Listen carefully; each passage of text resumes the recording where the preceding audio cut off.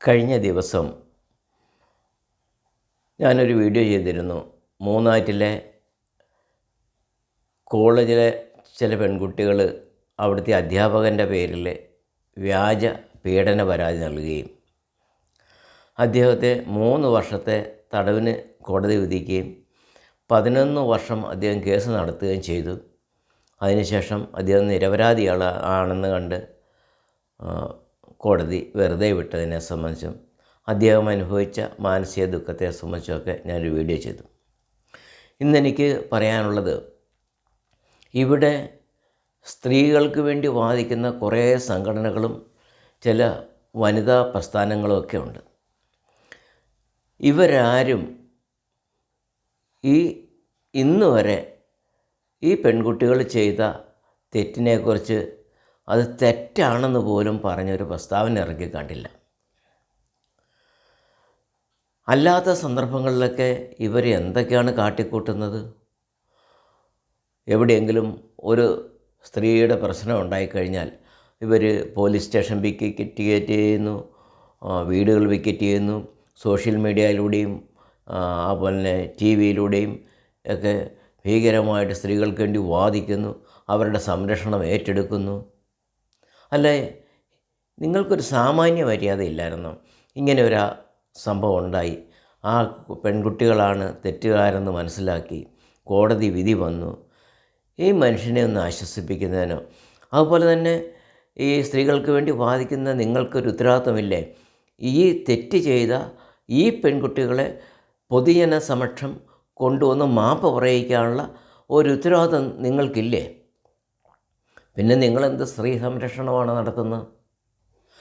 അല്പമെങ്കിലും മര്യാദയുള്ള ആളുകളാണെങ്കിൽ ഈ സ്ത്രീ സംരക്ഷണവാദികൾ അവർ ഈ പെൺകുട്ടികളെ കൊണ്ട് മാപ്പ് പറയിക്കുകയും അവരെ പൊതുജന മധ്യത്തിൽ കൊണ്ടുവരികയും അദ്ദേഹത്തിന് നഷ്ടപരിഹാരം മേടിച്ചു കൊടുക്കാൻ ഇവർ മുൻകൈ എടുക്കുകയും ചെയ്യണമായിരുന്നു.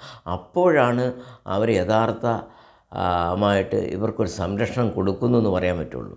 പകരം ആണുങ്ങളെ, തെറ്റ് ചെയ്യാത്ത ആണുങ്ങളുടെ പേരിൽ വ്യാജ പരാതി, ഒന്ന് അടിച്ചെന്നോ അല്ലെങ്കിൽ മോശമായൊരു വാക്ക് പറഞ്ഞതൊന്നും അല്ല, പീഡന പരാതി കൊടുത്തുകൊണ്ട് ഒരു കോളേജ് പ്രൊഫസറെയും അദ്ദേഹത്തിൻ്റെ കുടുംബത്തെയും നശിപ്പിച്ചിട്ട് ഒരു ക്ഷമ പോലും പറയാതെ, ഒരു സോറി പോലും പറയാതെ നിങ്ങളൊക്കെ എന്ത് മാനുഷിക പ്രവർത്തനങ്ങളാണ് ചെയ്യുന്നത്?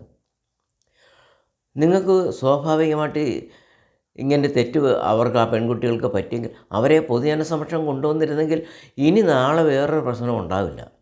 ഇവിടെ ആർക്ക് വേണേലും ഒരു പരാതി കൊടുക്കാനോ ഒരാളെ സമൂഹമധ്യേ അവഹേളിക്കാനോ എളുപ്പമാണെന്നാണ് തോന്നുന്നത്. അതുകൊണ്ട് ദയവ് ചെയ്ത് എനിക്ക് സ്ത്രീ സംരക്ഷണ സമിതിക്കാരോടും ഈ ആളുകളോട് പറയാനുള്ളത്, ഒരു സംഗതി ഒരാൾ പറഞ്ഞാൽ, ഒരു പരാതി വന്നു കഴിഞ്ഞാൽ അതിൻ്റെ വസ്തുത എന്താണെന്ന് അതിൽ ഉൾപ്പെട്ട എല്ലാ ആളുകളുമായിട്ട് ചോദിച്ച് മനസ്സിലാക്കിയിട്ട് വേണം നിങ്ങൾ തീരുമാനമെടുക്കാൻ. അല്ലാതെ ചുമ്മാ ടെലിവിഷനിലോ സോഷ്യൽ മീഡിയയിലൊക്കെ ആളാകാൻ വേണ്ടി, മുഖം കാണിക്കാൻ വേണ്ടി വെറുതെ മറ്റുള്ളവരുടെ ജീവിതം വെച്ച് പന്താടരുത് എന്നാണ് എനിക്ക് പറയാനുള്ളത്.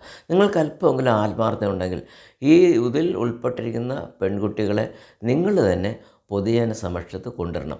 ഇല്ലെങ്കിൽ നിങ്ങളുടെയൊക്കെ ഈ പ്രവർത്തനം വെറും ആളാകാൻ വേണ്ടി വെറും കപടതയാണ് എന്ന് പറയേണ്ടി വരും. ഇതുപോലെയുള്ള സംഗതികൾ ലോകം അറിയണം.